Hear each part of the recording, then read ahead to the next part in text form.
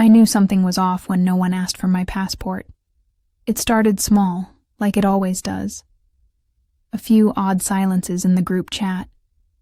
Fewer replies when I mentioned I was looking forward to the cruise.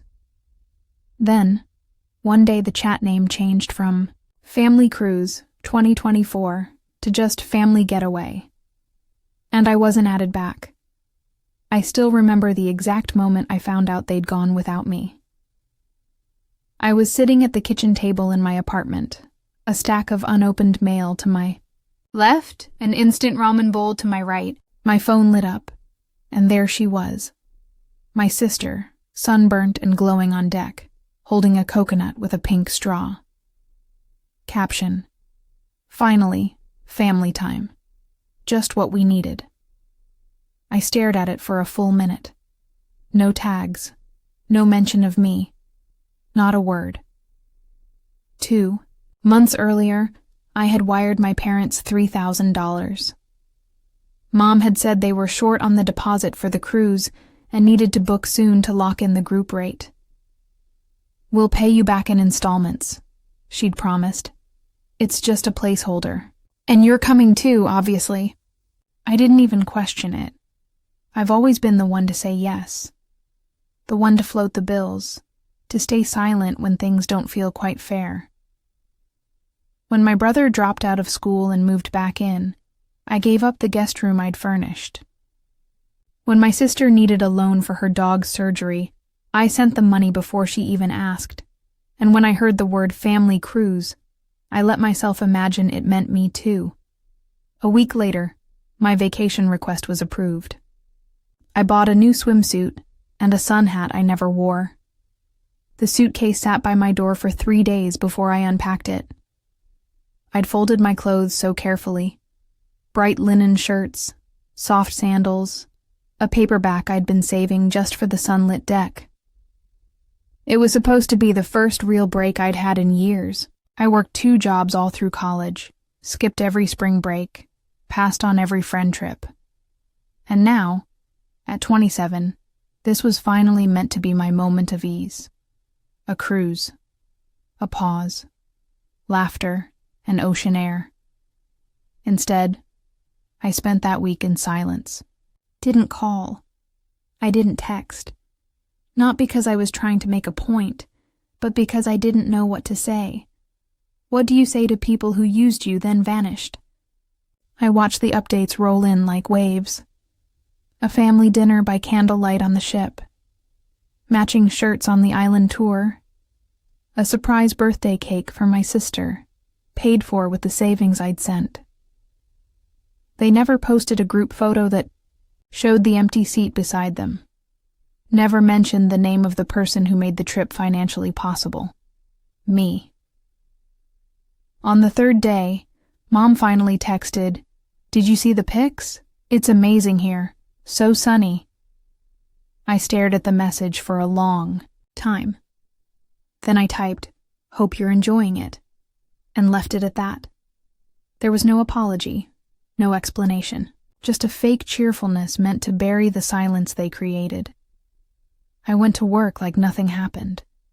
Stocked shelves, sorted files, answered emails. I brought my lunch in brown bags and ate in my car. But a strange hollowness had started to bloom, a kind that no one else could see, but I could feel. It lived in my chest, in my wrists, in the way I'd pause before entering a room, like part of me had become background noise even to myself. 2 weeks after they came back, I still hadn't been invited over. Not for a dinner, not for coffee. Not even for the usual Sunday drop-in where I was expected to bring something, paper towels, iced tea, the dessert no one wanted to pay for. I saw them only through Instagram and offhanded mentions. My sister posted a reel of her tan lines fading, a carousel of the most magical week ever, and my mother commented with heart emojis. I had to mute them both.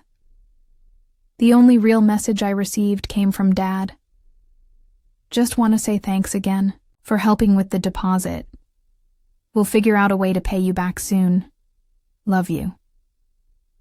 There was no apology. No mention of why I wasn't on that cruise. No explanation for how a family trip became a party I financed but wasn't invited to. Just a vague thanks. Like I was a GoFundMe donor instead of their daughter. That night, I opened my budget spreadsheet. I stared at the cell where I had marked the $3,000 transfer with a hopeful yellow highlight. Family cruise deposit. Will reimburse. I changed the color to gray. Then I deleted the note. And then I did something small. Quiet. Meaningless. To them, maybe, but not to me. I turned off auto-pay for my mom's phone plan. I'd been covering it for over a year, ever since she said her hours got cut, and she just needed some time to catch up. She never caught up, and no one ever asked if I could afford it. I could. That wasn't the point. The point was, no. One noticed the line they'd crossed because they never saw the ground I stood on in the first place. It was a Tuesday afternoon when the first missed call came. Mom, the 3. I didn't answer. I was in the back room of the office, sorting out payroll receipts with the buzz of the old fluorescent light over me. A soft, constant hum. The kind you only notice when you're already worn thin. A minute later, a text. My phone isn't working? Can you check the plan? I think something's wrong. I didn't reply right away. I sat there, holding the phone in my hand like it was made of something heavy. I read her message 3 times before placing it face down on the desk. I finished the payroll, drank a full glass of water, took the long route home. That night, I finally texted back. You'll need to set up your own line. I've taken my name off the account. No exclamation mark, no explanation, no apology. Just like her cruise. The next morning, she called again, and again, and again. By noon, I received a group text from my sister. Hey, is something going on with Mom's phone? She said you cut her off. What's that about? I stared at it for a long time. The irony was almost too much to bear. They left me behind, and now I was the one being asked to explain myself. That night, I stopped by my apartment mailbox. Inside was a plain white envelope from my parents. No return address, but I knew my mother's handwriting instantly. Neat, precise, always in blue ink. Inside, folded once, was a check for $150. Memo. For the cruise. I didn't laugh. I didn't cry. I just folded it back and placed it inside a drawer, beneath a stack of old receipts and expired coupons. That check wasn't a payment. It was a placeholder. Like I was a debt they were tired of carrying. And still, I said nothing. It had been almost a month since the cruise. Hadn't been home. Not because I was angry. That would have required something more active, something loud. What I felt was quieter. Like when a window has been open too long and the room grows cold, but no one bothers to close it. You just learn to wear thicker clothes. I passed the time by rearranging my apartment. I moved the couch. I donated 3 boxes of things I no longer felt the need to keep. Books I never finished. Gifts from people who forgot me. A photo frame still holding a picture from my cousin's baby shower. I almost kept that one. But then I remembered how they had cropped me out of the version they printed for the family wall. It went in the donation bin. That Saturday, my father called. I watched the phone ring while folding laundry, sunlight catching the edges of my towel. Pile, voicemail, then a text. Your mom's upset. She says you've been distant. Can we all talk? I didn't answer. Instead, I went to the grocery store. I bought myself fresh flowers. Pale yellow tulips, like the ones I used to bring my mom on her birthday before she started forgetting to say thank you. I put them in a glass jar on my table. I made tea. I sat with the quiet. That evening, a package arrived from my sister. Inside, a cruise souvenir shirt, size large, with a handwritten note. We thought you'd still want something. Missed you. I held the fabric in my hands, soft and cheaply dyed, smelling faintly of sea salt and artificial lavender. No one had missed me. They just missed the version of me who said yes. I placed the shirt back in the box, sealed it shut, and walked it straight to the donation bin in the lobby. I didn't leave a note. The next family gathering came and went without me. It was my niece's birthday. She was turning 6. I remember because I was the one who bought her the pink scooter last year, the one she rode until the wheels thinned out. This year I wasn't asked to come. There was no invite, no group text, just photos uploaded in real time, filtered in pastels and overexposed smiles. My brother holding the cake, my sister passing out party hats, my mom in the background with her usual half-laugh caught mid-motion. I zoomed in once, out of habit. There was a space at the end of the table, just beside the cooler.